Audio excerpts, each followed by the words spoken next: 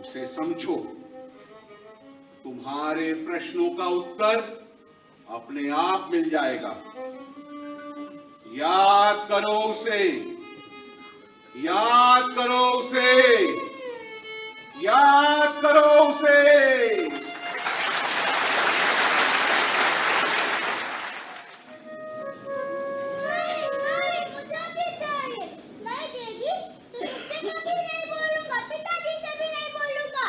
क्या मेरा कहना नहीं मानेगा? मेरा क्या, किसी का कहना नहीं मानूंगा। ला, दूध ला, अभी ला, नहीं तो सिर पटक पटक कर अपने प्राण दे दूंगा। दूध लाती है कि नहीं? ले, दूध देती है कि नहीं? ले, ले, ले। तो मर जा। दूध हो तो लाऊं? तेरे पिताजी ने गाय तो नहीं बांध रखी है? मैं तो लाना ही लाती, तो ले, ले, ले। लाती हूँ, अभी लाती हूँ। क्या हुआ बेटे, रो क्यों रहा है? क्या माँ ने फिर मारा? नहीं, नहीं मारा। फिर क्या हुआ? दूध पीऊंगा पिताजी, दूध पीऊंगा। पर बेटे, अपने यहाँ गाय कहाँ है? नहीं है तो क्या हुआ, माँ दे रही है ना। क्या क्या बाहर गई है? नहीं, भीतर। आ गए तुम? देखो ना, दूध के लिए हट कर रहा था, सिर पटक पटक कर अपने प्राण दे रहा था। ले, पी। अब रोएगा तो देखना, हटी कहीं का। दूध कैसा लगा बेटे? बहुत अच्छा था माँ। अरे, अब कहाँ भागा जा रहा है? उस क्षत्रिय कुमार के पास, उसे जाकर बताता हूँ कि हमारे यहाँ भी दूध है। घमंडी कहीं का, आपको दरिद्री ब्राह्मण कह रहा था। क्या?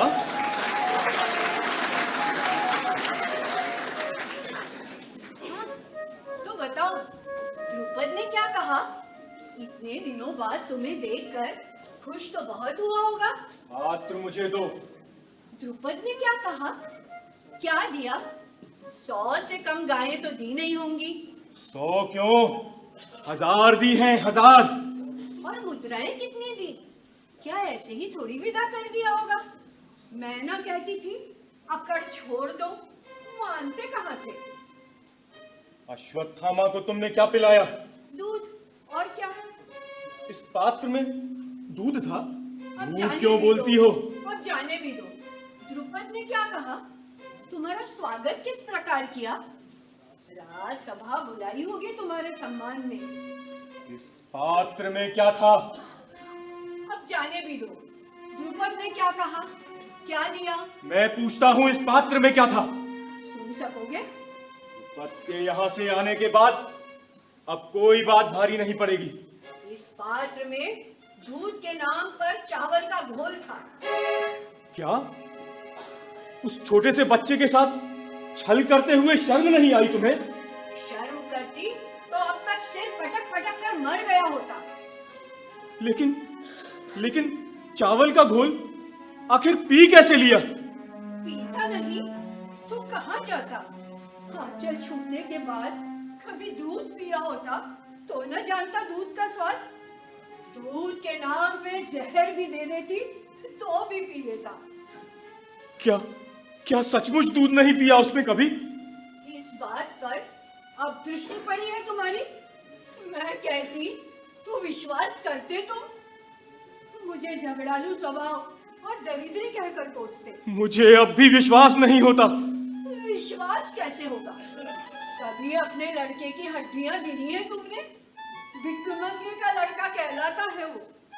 मुझसे पूछो कैसे जुटाती हूँ 2 जून की रोटी।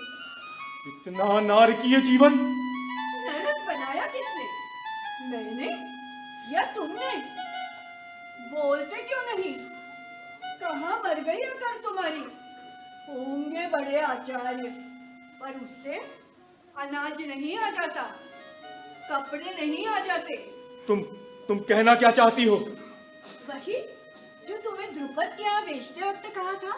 परंतु द्रुपद ने क्या किया जानती भी हो? उसने जरूर तुम्हें कुछ न कुछ दिया होगा। दीना, जमकर एक लात दी मेरे माथे पर, नौकरों से धक्के मारकर निकलवा दिया मुझे। हो ही नहीं सकता। तो क्या मैं झूठ बोल रहा हूं? उस अपमान की कल्पना भी नहीं कर सकोगी तुम। मेरा अपमान, मेरे पिता का अपमान। ऐसा क्या कह दिया उसने? उसने मुझे घमंडी कहा, अकड़ू कहा, दरिद्री कहा। तो क्या गलत कहा? उसने मुझे ढोंगी कहा, पाखंडी कहा। उसका एक एक शब्द बर्छी की तरह मेरी आत्मा को छेद रहा है। इस अपमान की नौबत ही क्यों आने दी तुमने? मैंने? कृपी। तो क्या मैंने? तुमने जरूर अकड़ दिखाई होगी अपने आचार्य होने पर, और अपने विद्वत्ता पर उसे लंबा भाषण दिया होगा। नहीं कृपी, मैंने वैसा कुछ नहीं किया। जीवन में इतनी समर्पित भाषा कभी नहीं निकली मेरे मुंह से। इसके बाद भी अपमान। कृपी, मेरा रोम रोम चल रहा है। इच्छा तो होती है कि एक ही बार से उसका सर छेद कर रख दूं। ले चुके बदला। जो अपने बेटे के लिए दूध की एक बूंद नहीं जुटा पाया, उसके मुंह से बदले की भाषा केवल वाचालता है। तुम मेरी शक्ति नहीं जानती। तो और कौन जानता है? मैं अब एक ऐसी पीढ़ी तैयार करूंगा जो केवल युद्ध की भाषा बोलेगी। और पढ़ाओगे किसे? है भी कोई विद्यार्थी? राज सत्ता को यूं ही नहीं पलटा जा सकता। तुम कहना क्या चाहती हो? मैं कहाँ कहती हूँ? अपमान का घूंट पी लो। द्रुपद से बदला जरूर लो, पर उतावली में नहीं। योजना बनाओ और उसका नाश उसी की जाति के लोगों से कराओ। ये आवाज कैसी? देखो तो कौन है? ये राजपुरुष लगता है। हाँ, ये तो भीष्म चले आ रहे हैं। भीष्म? और अपने यहाँ? आश्चर्य है। देखो ना कैसा संयोग है। मैं तुमसे सत्ता से जुड़ने के लिए कह रही थी और सत्ता स्वयं चली आ रही है। विवेक से काम लो, हो सकता है तुम्हारा संकल्प पूरा हो जाए। प्रणाम आचार्य। आप यहाँ? क्या आप जैसे आचार्य के दर्शनों का लाभ ना लूं? फिर भी आचार्य द्रोण, आज तक आपकी धनुर्विद्या के बारे में सुना ही था, लेकिन आज अपनी आंखों से देखा। धन्य हैं आप। ऐसा क्या देख लिया आपने? धनुर्विद्या का ऐसा चमत्कार जिसकी मैंने कभी कल्पना भी नहीं की थी। कैसा चमत्कार? बाणों की सहायता से आचार्य ने कुएं में गिरी हुई गेंद बाहर निकाल दी। जब पांडव और धृतराष्ट्र के पुत्रों ने इस घटना की जानकारी दी तो मैं अत्यंत प्रभावित हुआ। किंतु यह तो बहुत ही साधारण सी बात है। मैं इस चमत्कार से बहुत अभिभूत हूँ आचार्य। आप चाहते क्या हैं? यही कि आप चलकर राजपुत्रों का आचार्य पद ग्रहण कर लें। मैं और राजपुत्रों का आचार्य? इसमें आपत्ति क्या है? मुझे तनिक विचार कर लेने दीजिए। ये तो शालीनता के कारण ऐसा कह रहे हैं। इनको आपकी बात स्वीकार है? तो मैं निश्चिंत हुआ आचार्य। चलकर आपकी स्वागत की व्यवस्था करता हूँ। भीष्म, लेकिन मैं... इनकी बात आप मुझ पर छोड़ दीजिए। ये परसों यानी गुरु पूर्णिमा के दिन राजधानी अवश्य पहुंच जाएंगे। ये आपने सही बात कही। दीक्षा के लिए गुरु पूर्णिमा से बढ़कर दिन कहाँ मिलेगा। तो आचार्य, आपको लेने रथ आएगा। मैं आपकी प्रतीक्षा करूंगा। आज्ञा दीजिए। सुनो, कृपी, तुमने तो मुझे कुछ सोचने भी नहीं दिया। क्योंकि सोचने के बाद तुम हाँ नहीं कर पाते। लेकिन तुम इसका परिणाम जानती हो। हाँ, जानती हूँ। हमारी अनाज और कपड़े की समस्या हमेशा के लिए हल हो जाएगी और हम कुछ सम्मान से जी पाएंगे। और तुम द्रुपद से बदला भी तो ले सकोगे। हाँ, द्रुपद से बदला। द्रुपद का नाश किए बिना मैं चैन से नहीं बैठ सकता हूं। और तुम्हारे शिष्य होंगे देश के भावी शासक, और तुम उनकी सेना बनाकर द्रुपद को तहस नहस कर देना। हाँ, जब मेरी नियति यही है तो मैं क्या कर लूंगा। कृपी, मैं तैयार हूं।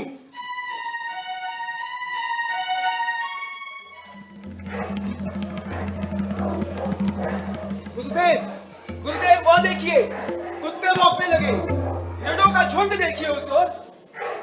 सावधानी से निशाना साध अर्जुन, एक भी हरिण भागने ना पाए। गुरुदेव, हमारे शिकारी कुत्तों पर कहीं से बाढ़ आ रही है। कौन हो सकता है? ना जाने कौन है। गुरुदेव, कुत्तों का भौंकना बंद हो गया, जैसे कोई बाड़ों से उनका मुंह ची रहा है। किंतु धनुर्विद्या का इतना बड़ा चमत्कार करने वाला यहां कौन है? चलो आगे चलकर देखते हैं।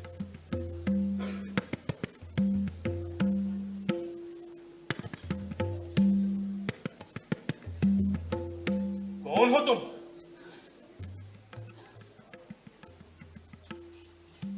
गुरुदेव, आप? मुझे मुझे गुरुदेव क्यों कह रहे हो? क्योंकि आप मेरे गुरुदेव हैं, इसलिए। किंतु मैं तुम्हें पहली बार देख रहा हूं। पहली बार नहीं गुरुदेव, दूसरी बार। झूठ बोलते हो। मैं भला झूठ क्यों बोलने लगा?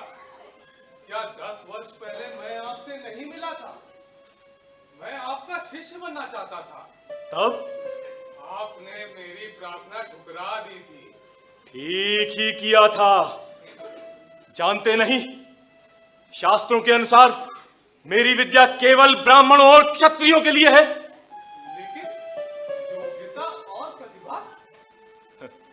इन दोनों से ही व्यवस्था बड़ी है। क्या यह सच है? हाँ, मेरा व्यक्तिगत अनुभव भी यही कहता है। लेकिन जन्म पर तो मेरा कोई अधिकार नहीं था। क्या जन्म से पहले अपने माता पिता तय करने की सुविधा प्रकृति भी देती है? किंतु मनुष्य का जन्म यदि हमेशा एक अनचाही व्यवस्था में होता है तो मैं क्या करूं? क्या आप भी भीतर से इस व्यवस्था में विश्वास करते हैं? जो व्यवस्था तोड़ी नहीं जा सकती उस पर विश्वास करके ही जिया जा सकता है। लेकिन तुमने इतनी धनुर्विद्या कहां से सीख ली? इतनी विद्या तो मेरे इस प्रिय शिष्य अर्जुन को भी नहीं आती। यह सब आपकी कृपा है गुरुदेव। मुझे बेकार महत्व दे रहे हो। नहीं गुरुदेव, मैंने आपका पुतला बनाया, उसके चरणों में बैठकर अभ्यास करता रहा। क्या? गुरु के बिना भी इतना ज्ञान? तुम धन्य हो एकलव्य, तुम धन्य हो। गुरुदेव, क्या यह संभव है? जो कुछ दिखाई दे रहा है उसे झुटलाया कैसे जा सकता है? आपके आशीर्वाद से मेरी विद्या कृतार्थ हुई। अपने इस वनवासी शिष्य से गुरुदक्षिणा मांगिए गुरुदेव। लेकिन किस आधार से? मैंने तुम्हें दिया ही क्या है? प्रेरणा गुरुदेव, प्रेरणा। यह तुम्हारी शालीनता है। चाहे जो हो, मैं आपको अपना गुरु मानता हूं। और अब तो मैंने ये सिद्ध भी कर दिया है कि मैं बहुत नालायक शिष्य नहीं हूं। क्या मेरी गुरु दक्षिणा भी स्वीकार नहीं? क्यों नहीं, क्यों नहीं? अब तुम जिद करते हो तो, लेकिन तुम दे भी पाओगे। आप मांगिए तो। रहने दो, तुम दे नहीं सकोगे। क्यों नहीं दे पाऊंगा? पांडु या कौरवों का पुत्र भले ही ना हूं, व्याधराज का पुत्र तो हूं ही। कहेंगे तो उनका पूरा राज आपके चरणों में रख दूंगा। धन नहीं चाहिए मुझे। तो मेरी गुरु दक्षिणा तुम्हें बहुत दुख देगी। प्राणों से तो अधिक कुछ नहीं लेगी ना। तो सुनो, मुझे तुम्हारे दाहिने हाथ का अंगूठा चाहिए। ये आपने मुझसे क्या मांग लिया? अंगूठा देने के बाद मैं क्या रह जाऊंगा? आप आशीर्वाद दे रही हैं शाप? फिर मांगने के लिए कहा ही क्यों? क्या चेतावनी नहीं दी थी मैंने? गुरु दक्षिणा तो मैं आपको दूंगा ही आचार्य, मगर एक प्रश्न पूछूं? कैसा प्रश्न? क्या आप इस अर्जुन से इसका दाहिना हाथ मांग सकेंगे? क्या आप भीम से उसकी भुजा मांग सकेंगे? आप मांगेंगे तो भी नहीं मिलेगी। फिर आपने मुझसे ही मेरा अंगूठा क्यों मांगा? क्या आप अपने शिष्य की हत्या नहीं कर रहे? तो मत दो। मैं कोई दबाव तो नहीं डाल रहा हूं। ऐसी बात नहीं है गुरुदेव। गुरु दक्षिणा तो मैं आपको दूंगा ही। पूजा की सामग्री लेकर अभी आया।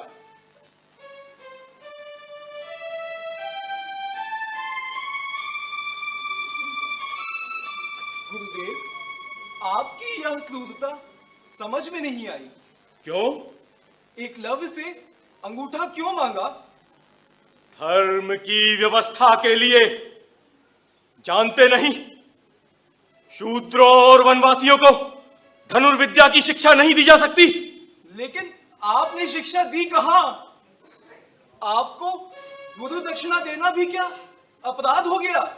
एकलव्य का अंगूठा बने रहने का अर्थ समझते हो? धनुर्विद्या पर उसका अधिकार हो जाएगा। धीरे धीरे उसकी जाति का अधिकार हो जाएगा। शक्तिशाली होने के बाद वे क्षत्रियों से स्पर्धा करेंगे और परिणाम होगा वर्णाश्रम धर्म पर संकट। उसका अंगूठा छीनकर मैं इन संभावनाओं को हमेशा के लिए समाप्त कर दूंगा। समझे? पर यह अन्याय है गुरुदेव। देखा नहीं उसकी आंखों में क्षत्रियों के लिए कितनी घृणा थी। आपने एक महान प्रतिभा को उभरने से पहले ही कुचल दिया। हाँ, कुचल दिया। उसने मेरे अहंकार को चुनौती क्यों दी? कैसी चुनौती? वह सिद्ध करना चाहता था कि मेरी सहायता के बिना भी वो एक महान धनुर्धर बन सकता है। कल इतिहास मेरी अपूर्णता पर हंसता। इतिहास तो कल भी हंसेगा आप पर गुरुदेव। जब भी प्रतिभा को जातिवाद व्यवस्था के नाम पर कुचला जाएगा तो लोग आपको ही याद करेंगे। इतिहास आपको कभी क्षमा नहीं करेगा। यह तुम कह रहे हो अर्जुन? कम से कम तुम्हें तो ऐसा नहीं कहना चाहिए। मगर क्यों? क्योंकि यही वनवासी आगे चलकर तुम्हारी राह का सबसे बड़ा कांटा बनता। तो बनने देते गुरुदेव। उससे जीतने के लिए मैं और अधिक विद्या सीखता। नहीं अर्जुन, उसकी प्रतिभा स्वयंभू है। तुम उसके आगे ठहर नहीं सकते। आपके रहते गुरुदेव? हाँ, मेरे रहते। एकलव्य ने मुझे भी अपनी सीमा की पहचान करा दी है। क्या इसीलिए आपने? याद है, एक दिन प्रसन्न होकर मैंने तुम्हें आशीर्वाद दिया था कि इस पृथ्वी पर तुमसे बड़ा धनुर्धर कोई नहीं होगा। आज मैं अपना वचन पूरा कर रहा हूं। पर यह अन्याय है गुरुदेव। उस पर भी और मुझ पर भी। तुम पर क्यों? क्योंकि मैं संसार के सबसे बड़े धनुर्धर को स्वयं अपनी आंखों से देख चुका हूं। भविष्य में जब कभी मुझे कोई संसार का सबसे बड़ा धनुर्धर कहेगा तो एकलव्य का गर्म खून से सना हुआ पंजा मेरा मजाक उड़ाएगा। गुरुदेव, मैं अपनी इस अपराध भावना को कभी नहीं जीत सकूंगा। मूर्खतापूर्ण बातें बंद करो।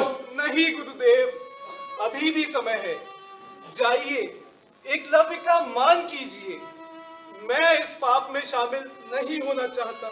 चुप रहो, मुझे अपना वचन पूरा करने दो, अपने राजकीय कर्तव्य का पालन करने दो। नहीं गुरुदेव। वो देखो, एकलव्य आ रहा है।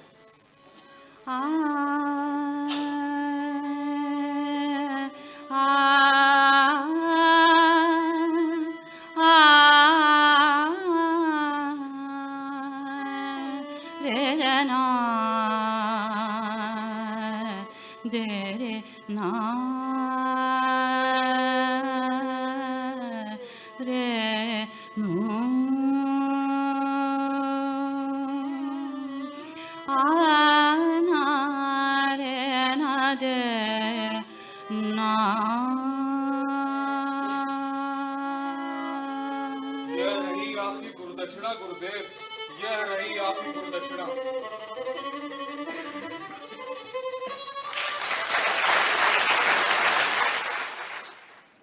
स्त्री का अपमान कोई नई बात नहीं रही है, वो तो हमेशा से ही होता रहा है। क्या तुम्हारा द्रोणाचार्य कौरवों की दास्ता छोड़कर चला गया? क्या उसने तलवार उठाई? मेरा नाटक क्यों नहीं याद करते? द्रौपदी का सार्वजनिक रूप से अपमान हुआ था, द्रोणाचार्य वहीं खड़ा था, वो चुप क्यों रहा? बोलो, वह चुप क्यों रहा? याद करो अपना नाटक, याद करो अपना नाटक, याद करो अपना नाटक।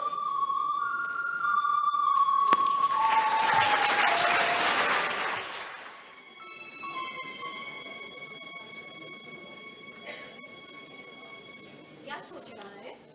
कुछ नहीं। क्यों इतना सोचता है? इस उम्र में भी लोग तुझे दार्शनिक कहने लगे हैं। माँ, पिताजी नहीं आए? आते होंगे। जानती है, आज सुबह पांडव राजधानी छोड़कर वनवास चले गए। जानती हूँ। जानते हुए भी तो इतना ठंडा जवाब कैसे दे सकती है? तो क्या करूँ? चीखूं? दुख तो इसी बात का है कि कोई चीखता ही नहीं, सब चुप बैठे रहते हैं। तो तू चीख। अब क्या चीखूंगा? जब चीखना था तब तो चुप रहा, कायरों की तरह। और तो और मेरे पिता भी चुप रहे। और लोग भी तो चुप रहे। औरों की बात मैं नहीं जानता, पर पिताजी क्यों चुप रहे? मैं सोचता था उनकी गर्जना से पूरी राजसभा कांप उठेगी, दुर्योधन का खून जम जाएगा। तो तू क्यों चुप रहा? तू तो गरज सकता था, बहुत होता दुर्योधन के भाई तुझे मार डालते, पर तू क्यों चुप रहा? वही मैं भी सोच रहा हूँ कि मेरे संस्कारों में ऐसी क्या गड़बड़ी थी जो मेरा खून गर्म नहीं हुआ। मेरे शब्द फुंकार कर खड़े क्यों नहीं हुए? माँ बताओ, कहाँ गड़बड़ी है मेरे संस्कारों में? ये प्रश्न तू मुझसे क्यों पूछ रहा है? तो किससे पूछूं? मुझे संस्कार किसने दिए हैं? क्या तुमने और पिताजी ने नहीं दिए? तब ऐसा क्यों हुआ माँ? अपने पिताजी से पूछ। तुम उत्तर क्यों नहीं देती हो? रजस्वला एक वस्त्रा द्रौपदी को भरे दरबार में नंगा किया जा रहा था, फिर भी मैं चुप रहा। आकाश के टुकड़े टुकड़े कर देने वाली मर्म भेदी आवाज से वह पुरुष जाति को पुकार रही थी, इसके बाद भी मैं चुप रहा। बताओ माँ, ऐसा क्यों हुआ? कहा ना, अपने पिताजी से पूछ। इसका मतलब है तू जानते हुए भी मेरे प्रश्नों का उत्तर टाल रही हो। माँ, तुमने मुझे बचपन से ही विरोध करना क्यों नहीं सिखाया? अन्याय और अत्याचार को देखते ही अन्याय की गर्दन तोड़ देने की शिक्षा क्यों नहीं दी? मैं नहीं जानती। सोचती क्यों नहीं? वनवास जाने से पहले पांडव पिताजी से मिलने क्यों नहीं आए? और तो और उनका प्रिय शिष्य अर्जुन भी नहीं आया। मैं क्या कह सकती हूँ? नहीं आए, उनकी मर्जी। नहीं माँ, बात इतनी आसान नहीं है। कल की घटना के बाद वे पिताजी से घृणा करने लगे हैं। पिताजी अब उनके लिए आदरणीय नहीं रहे। पिताजी, कल वनवास जाने से पहले पांडव आपसे मिलने क्यों नहीं आए? क्यों आते? क्या वे आपके शिष्य नहीं? परंतु अब मैं उनका गुरु कहाँ रहा? संसार तो आपको महान आचार्य मानता है। संसार को तो क्या नहीं मनवाया जा सकता। पिताजी, कल आप दरबार में चुप क्यों रहे? कल से यह प्रश्न मुझे नोच नोच कर खा रहा है। बताइए ना, आप चुप क्यों रहे? क्या इस प्रश्न का उत्तर देना अब जरूरी है? हाँ पिताजी, जब द्रौपदी की पुकार किसी ने नहीं सुनी, तब वह आपके सामने आकर खड़ी हो गई थी। याद है उसने क्या कहा था? उसने कहा था, आचार्य, आप ना तो पांडवों के रक्त संबंधी हैं, ना कौरवों के। आप तो आचार्य हैं, दोनों के। क्या दुर्योधन आपका कहना नहीं मानेगा? आपको तो सत्ता का मोह भी नहीं है। क्या आप अपने शिष्यों की पत्नी को सार्वजनिक रूप से अपमानित होते देख सकते हैं? उठाइए अपना धनुष। पर आप चुप रहे, क्यों? इस प्रश्न का उत्तर अपनी माँ से पूछो। जब मैं माँ से पूछता हूँ तो वे कहती हैं अपने पिता से पूछो, और अब आप माँ की ओर संकेत करते हैं। जो जिम्मेवार है उसी से पहले पूछा जाना चाहिए। मैं जिम्मेवार हूँ तुम्हारी चुप्पी के लिए? तुम्हें कुछ लगता नहीं मुझ पर आरोप लगाते हुए? जरा गहराई से सोचो, पिछली बातों के संदर्भ में सोचो। अपना नपुंसक आचरण रखने के लिए मुझ पर आरोप लगाते हुए तुम्हें जरा भी लज्जा नहीं आती? मैं पूछती हूँ, कहाँ मर गया तुम्हारे अंदर का आचार्य? क्या वह केवल एकलव्य का अंगूठा कटवाने और सूत पुत्र कहकर कर्ण की अवहेलना करने तक सीमित था? तुमने अपने शिष्यों को रोका क्यों नहीं? क्या उन पर तुम्हारा कोई नैतिक अधिकार नहीं? आवेश कोई तर्क नहीं होता कृपी। जरा जरा अपनी ओर तो देखो। क्या देखूं? साफ क्यों नहीं कहते कि तुम्हें भी अपने शत्रु द्रुपद की कन्या का अपमान होते देख एक हिंसक आनंद मिल रहा था? लेकिन वहां कृपाचार्य, विदुर और भीष्म भी तो थे। वे क्यों चुप रहे? इसके कारणों पर विचार क्यों नहीं करती? वे तो आचार्य नहीं है, शिक्षक नहीं है। तुमने चुप रहकर शिक्षक को अन्याय पीने की परंपरा दे दी। आने वाला इतिहास तुम्हें कोसेगा। माँ! तू चुप कर। तू क्यों नहीं बोला? जब दुर्योधन का भाई विकर्ण खड़ा होकर विरोध कर सकता था, तो तू क्यों नहीं बोला? तेरा अध्यात्म चिंतन और धर्म ज्ञान सब ढोंग है। कहता क्यों नहीं कि तुझे भी द्रौपदी का खुला शरीर देखने की लालसा सता रही थी? कृपी! चीखो मत। बहुत होता कौरव तुम दोनों पर हमला कर देते, तुम्हारा वध कर देते, और उस दिन भी मैं उतनी दुखी नहीं होती कि जितनी मैं आज हूँ। कृपी, यही बात तुमने आज से 20 वर्ष पहले क्यों नहीं कही? तो क्या होता? तो संभवतः यह घटना ही नहीं होती। 20 वर्ष पहले ऐसा मैंने क्या कह दिया? याद करो, अश्वत्थामा तब छोटा था। तुमने मुझे द्रुपद के आगे हाथ फैलाने और भीख मांगने के लिए भेजा था। पर उस समय तुम दरिद्र भी तो थे। हमारे घर में एक मुट्ठी आटा भी नहीं रहता था। मैं तुमको द्रुपद के पास ना भेजती तो क्या करती?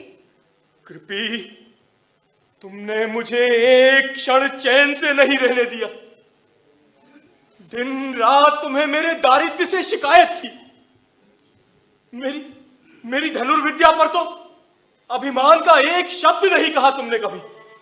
क्या यह सच है माँ? तुम उस दिन की याद क्यों नहीं करते जिस दिन मैंने अश्वत्थामा को दूध के नाम पे चावल का घोल पिलाया था? हाँ, वही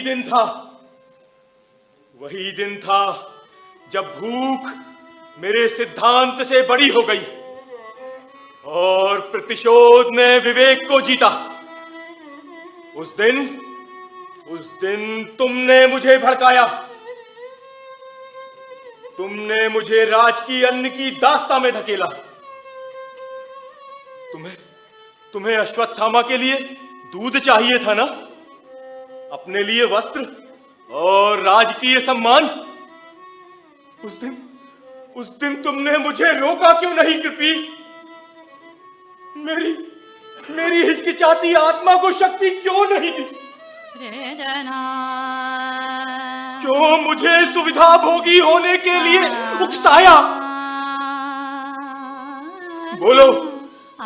बोलो, मुझे राजकीय अन्न की दास्ता से समझौता करने के लिए आखिर किसने विवश किया? उस दिन तुमने चावल के घोल के बदले मुझे विष क्यों नहीं पिला दिया? मुझे समझौते की संतान क्यों बनाया तुमने? पिताजी को ऋषि परंपरा से गिराकर राजपुत्रों की दास्ता में क्यों ढकेला तुमने? और उस राजकीय अन्न की दास्ता ने मेरा विवेक खरीदा, मेरी न्याय बुद्धि खरीदी। मुझे एकलव्य का अंगूठा कटाना पड़ा। मुझे कर्ण जैसे होनहार विद्यार्थी को व्यवस्था की आड़ लेकर ठुकराना पड़ा। पक्षपात और क्षुद्रता ने मेरा स्वत्व छीन लिया। अश्वत्थामा, उस समझौते ने मुझे कभी सही आदमी नहीं बनने दिया। तब भला मैं सही आदमियों का निर्माण कहां से करता? पर उस राजकीय अन्न की दास्ता से मुक्त होने की कोशिश क्यों नहीं की तुमने? नहीं कर पाया। उस दास्ता ने मुझे सुरक्षा दी, झूठी प्रतिष्ठा दी। सुविधाओं ने मेरी धार भोथरी कर दी। मेरे भीतर के उस आदमी को जगाया जो केवल बदला लेता है, जो अपने अहंकार को संसार से बड़ा मानता है। द्रुपद से बदला लेने के लिए अपने विद्यार्थियों को मैंने युद्ध का उन्माद दिया। उनका उपयोग अपने स्वार्थ के लिए किया कृपी।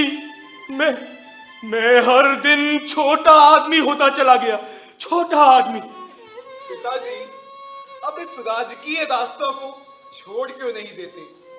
जो कुछ न्याय है, सत्य है, उसका साथ क्यों नहीं देते? नहीं बेटे, अब यह संभव नहीं। बहुत देर हो गई। अब मुझे उसका ही साथ देना होगा जो मुझे अन्न देता है, वस्त्र देता है। अब इस अवस्था में परिवर्तन संभव नहीं। तो द्रौपदी के इस अपमान के परिणाम क्या होंगे पिताजी? युद्ध, सर्वनाश। मेरी दी हुई विद्या सहस्त्रों बलिदान लेगी, क्योंकि मैंने केवल शस्त्र चलाने की शिक्षा दी है। इसके आगे मैंने ऐसा कुछ नहीं सिखाया जो मनुष्य को मनुष्य बनाता हो।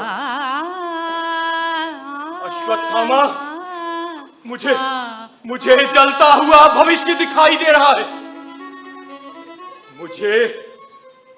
मुझे दिशाओं को बहरा बनाने वाला युद्ध का कोलाहल सुनाई पड़ रहा है। मुझे सर्वत्र अपने विद्यार्थियों के शब्द दिखाई दे रहे हैं। अपने दारिद्र्य से बदला लेने की मेरी हिंसक भावना मुझे भी ग्रस रही है। मुझे भी ग्रस रही है।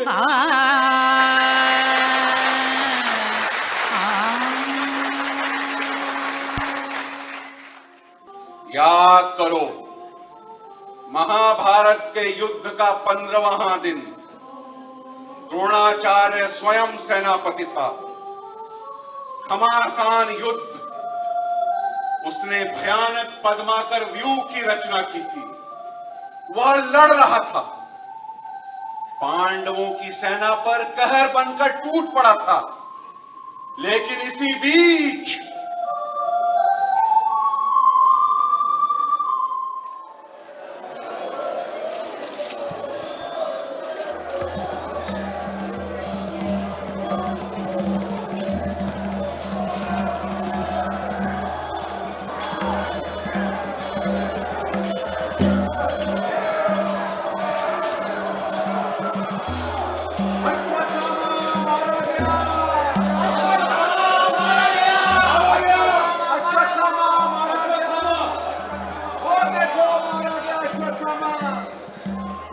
क्या क्या अश्वत्थामा मारा गया? मेरा बेटा अश्वत्थामा? लोग तो यही चिल्ला रहे हैं, पांडवों की सेना में खुशियां मनाई जा रही हैं। परंतु परंतु क्या यह सच है? युद्ध में क्या सच और क्या झूठ, किसी का भरोसा नहीं। क्या क्या तुम इसे पांडवों की चाल समझते हो? कुछ नहीं कहा जा सकता आचार्य। जयद्रथ की वध का स्मरण कीजिए। सूर्य अस्ताचल से वापस आ सकता है।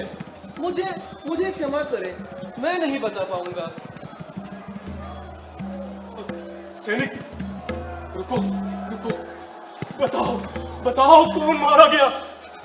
अश्वत्थामा नाम का हाथी या मेरा पुत्र? बोलते क्यों नहीं? आपकी तरह मैं भी यही कोलाहल सुन रहा हूँ। चारों ओर हाहाकार मचा है। अर्जुन के बाणों से व्याकुल होकर कौरवों की सेना भाग रही है।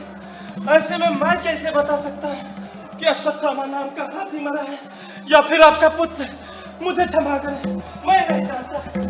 कोई कुछ नहीं बताता, कोई कुछ बताने तैयार नहीं। युधिष्ठिर, युधिष्ठिर सुनो। आज्ञा गुरुदेव। ये कोलाहल सुन रहे हो? हाँ गुरुदेव। इसे सुनकर मेरा मन कांप रहा है।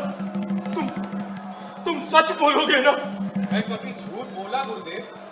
इसीलिए तो मैं तुमसे पूछ रहा हूं। मुझे गुरुदक्षिणा चाहिए। यहाँ युद्ध में? हाँ, यहाँ युद्ध में, जहाँ सब कुछ सत्य है और सब कुछ झूठ। मुझे गुरुदक्षिणा के रूप में बताओ कि कौन मारा गया? अश्वत्थामा नाम का हाथी या मेरा पुत्र? बोलते क्यों नहीं? मैं बस इतना ही जानता हूँ कि अश्वत्थामा मारा गया।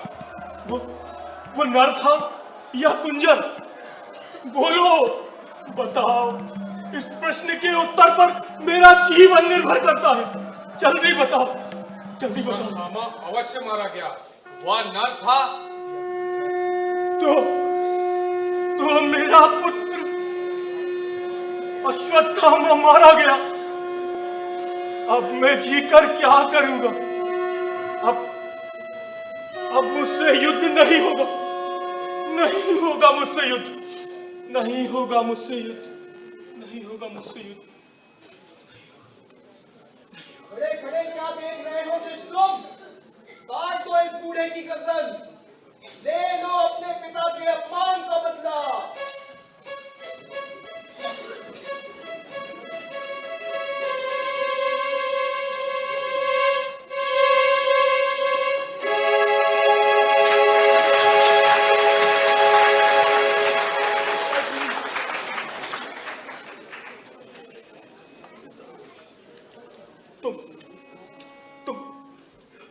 तुम जीवित हो अशु?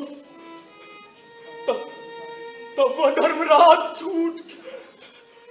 गुरुदेव, ठीक किया तुमने। मैं इसी का पात्र था। सत्य और न्याय का पक्ष जानते हुए भी मैं उसके विरोध में लड़ा। अपने ही शिष्यों के विरुद्ध राजकीय अन्न की दास्ता, समझौते का चरित्र।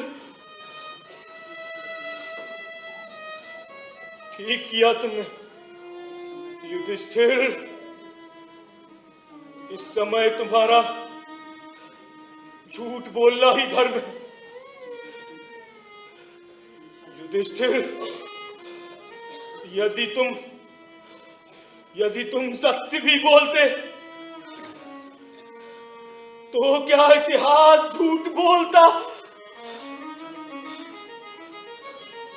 अच्छा किया तुमने, अच्छा किया तुमने, अच्छा किया तुमने।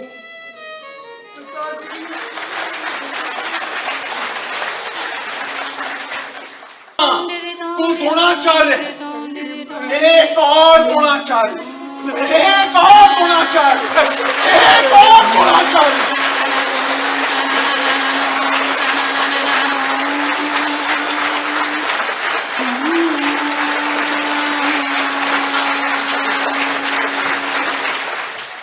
देवियों और सज्जनों, आप सब जोरदार तालियों के द्वारा इस टीम का उत्साहवर्धन कीजिए। बहुत बहुत धन्यवाद।